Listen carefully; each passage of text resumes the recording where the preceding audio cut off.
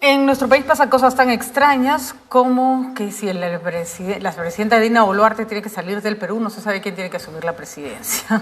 ¿Por qué? Porque no hay vicepresidentes. Es verdad que esta situación también estaba también se daba con Martín Vizcarra. La pregunta es qué debería hacerse. La Comisión de Constitución del Congreso va a debatir el día de hoy una iniciativa legislativa para que se le pueda encargar el despacho presidencial a José Williams, al presidente del Congreso de la República. No es una ley con nombre para él, sino es una ley que dice, bueno, si el presidente del Perú está fuera y alguien tiene que asumir funciones, le toca al presidente del Congreso de la República.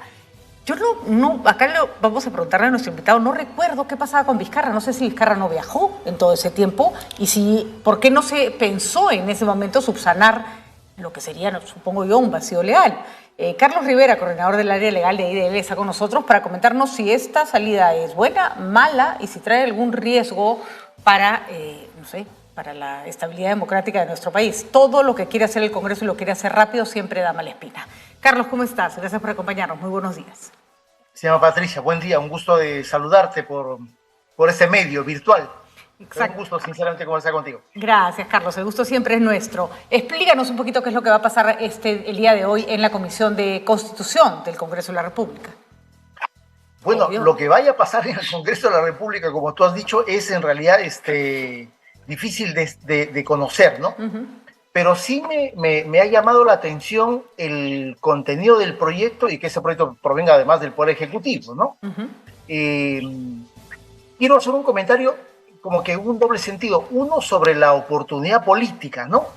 Pareciera que el Perú se está resolviendo su destino a nivel internacional y por lo tanto hay la necesidad urgentísima de inclusive pretender hacer una modificación constitucional, pero no modificando la Constitución, sino simplemente modificando el reglamento del Congreso de la República, lo cual sinceramente me parece que no trae ningún buen augurio. Eso en primer lugar. Y en segundo lugar, me parece que hay una suerte de trastocamiento de los conceptos que están contenidos en el artículo 115 de la Constitución, que es un artículo en el que efectivamente se habla de la sucesión constitucional, esta que hemos visto hace solo un par de semanas, ¿no es cierto? El presidente de la República deja de ser presidente de la República y por lo tanto hay un mecanismo de sucesión constitucional y se le encarga la presidencia de la República al vicepresidente. Ocurrió con Sagasti, ¿no es cierto? En el caso más extremo, ocurrió con Martín Vizcarra siendo vicepresidente de Pedro Pablo Kuczynski. Pero en ese mismo artículo no solamente se habla de la sucesión constitucional, sino también se habla de qué pasa cuando el presidente de la República viaja al extranjero. Por lo tanto, son dos situaciones en el mismo artículo completamente diferentes. Aquí no estamos ante una sucesión constitucional. Estamos simplemente hablando de una encargatura que es más o menos común en las democracias constitucionales, cuando el jefe de Estado viaja por alguna misión de carácter oficial y por lo tanto le carga la presidencia normalmente a un vicepresidente. Eso lo hemos visto en realidad de manera constante, inclusive cuando Pedro Castillo era presidente y viajaba al exterior cuando el Congreso se lo permitía, ¿no es cierto? Su último viaje fue a Chile y quien quedó encargada fue Dina Boluarte. ¿Qué pasa en una circunstancia como la que estamos viviendo en ese momento? Digamos, no hay vicepresidentes, porque ya la segunda vicepresidenta de Castillo es ahora la presidenta de la República y no hay otro vicepresidente y el presidente está además vacado. Lo mismo ocurrió, Patricia, con Martín Vizcarra. Exactamente. Y Martín Vizcarra tomó una decisión que creo que era la única que podía tomar, no viajar al extranjero, ¿no es cierto? De acuerdo. Porque además entendemos de que esto pareciera que se está dando como consecuencia de que va a haber dentro de muy poco la transferencia de la presidencia en el Brasil, ¿no es cierto? Pero yo aquí primero quiero hacer un balance político que tiene que ver con hasta qué punto es necesario un proyecto de esta naturaleza, su discusión y la posibilidad de una alteración de la Constitución vía una norma de menor nivel como el reglamento del Congreso de la República. Cuando desde mi punto de vista me parece que no es un asunto ni urgente ni tampoco ningún tipo de emergencia política que la presidenta de la República salga al extranjero a una misión oficial como asistir a una transferencia de mando. Digamos, me parece que el país tiene los suficientes problemas internos como para que en este momento nos enfrasquemos en una discusión de una modificación constitucional de facto, simplemente para que el presidente de la República esté, ¿cuánto? Un par de días fuera del país, en un acto de carácter simplemente protocolar. El proyecto dice que se está haciendo para que dirija mejor la política exterior. En realidad, mira, la política exterior se dirige desde el país. No es necesario que Dina Boluarte salga del Perú para manifestar una expresión política de conducción de la política exterior.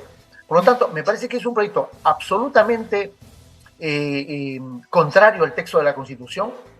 Se está pretendiendo hacer una modificación vía una norma que no es la Constitución, sino solamente el reglamento del Congreso de la República, y desde mi punto de vista me parece que además está afectando un principio fundamental de un régimen democrático, que es la división de poderes.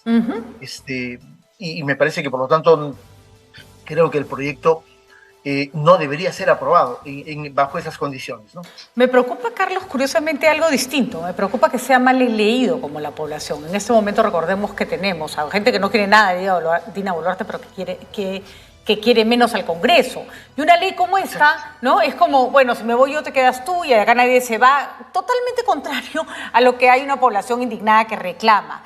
Y sí me preocupa mucho qué lectura se le puede dar a un proyecto de esta naturaleza. Sin embargo, sí reconozco que, si bien yo tampoco creo que Dina Boluarte tenga que irse a ninguna parte, ni hacer vida social, porque básicamente me parece que eso es entiendo la necesidad de representar un país, pero vamos, es un evento básicamente protocolar, el de ir a felicitar a un presidente, ¿no es cierto? Nadie se va a ofender si le dicen a Lula, bueno, yo no me puedo mover de mi país, que le vaya muy bien. Pero sí me pongo en el caso de que esta situación se repitiera. ¿Algún presidente que no tiene vicepresidente a quien encargarle el gobierno? Y mira que parece una situación poco probable y nosotros la hemos tenido en 2 ocasiones en menos de 5 años. Es decir, al final las cosas sí ocurren, ¿no es cierto? Que tuviera que salir del país por una emergencia, que realmente tuviera que abandonar el país. No se puede dejar, eso sí, esta situación a ver cómo la resolvemos cuando nos ocurra. Tal vez este no sea el momento, pero deberíamos pensar en, vamos, ¿qué pasaría en una situación como esa? Sí, y de hecho lo hemos tenido, ¿no es cierto? En el caso de Vizcarra lo hemos tenido. En el caso de Sagasti, digamos, Sagasti era presidente del Congreso y por vía de sucesión constitucional llegó a ser presidente de la República, y Sagasti obviamente no tenía vicepresidentes, ¿no? Por lo tanto, hemos vivido en 2 circunstancias, es cierto, muy intensas en cuanto a la política interna, que hicieron que los presidentes encargados, presidentes de la República sin duda alguna, tomen la decisión de no abandonar el país. Ahora, ¿qué pasa ante una circunstancia como la que tú refieres, en donde se requiera de manera absolutamente necesaria la presencia de un jefe de Estado? Mira, yo estaría mucho más inclinado, si queremos hacer modificaciones a nivel de la Constitución, estaría mucho más inclinado a que sea el jefe del Consejo de Ministros. Y por encargatura, ¿no es cierto? Por encargatura, porque finalmente la práctica que se ha tenido en los últimos, digamos, 30 años que hemos vivido en democracia, ha sido que las encargaturas, por razones de viaje, solamente son estrictamente formales. Es decir, para que alguien está como que cuidando la casa de gobierno y no haya una sensación de vacío de poder. Pero, digamos, en esas circunstancias, digamos, normalmente los presidentes encargados no toman decisiones ni de fondo, ni trascendentales, ni promulgan leyes, ¿no es cierto? Porque además se entiende que los permisos que suele otorgar el Congreso de la República son permisos en términos de plazo y tiempo absolutamente cortos, justamente porque el objetivo del viaje presidencial es ir a cumplir una misión oficial y retornar casi inmediatamente. De acuerdo. ¿No? Por lo tanto, si se trata de hacer una encargatura para cumplir una formalidad constitucional, yo estaría mucho más inclinado para no hacer esa ruptura del principio de división de poderes, que sea el presidente del Consejo de Ministros. Me parece que eso resultaría mucho más acorde al propio mandato constitucional y sobre todo a esa división de poderes.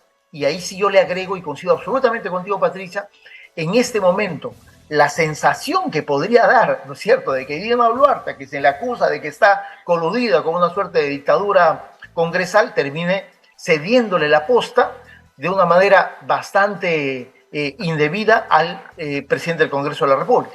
Totalmente de acuerdo. Yo creo que esto se puede leer de múltiples formas y no solo eso, le puedes dar mecha, digamos, a quienes quieren también tergiversar el discurso para hacer laberinto, dándoles en bandeja una decisión que no es ni oportuna ni aparentemente necesaria. Carlos, muchísimas gracias por tu reflexión. Vamos a ver qué cosas hacen, qué aprueban, qué miedo el día de hoy en el Congreso de la República y con qué fines. Que tengas un gran fin de año. Gracias por habernos acompañado y, por supuesto, lo mejor para ti y para toda tu familia, Carlos. Muchas gracias, Patricia. De igual manera a todos tus compañeros y compañeras de Nativa. Muchísimas gracias. Mucha suerte el próximo año. Igualmente.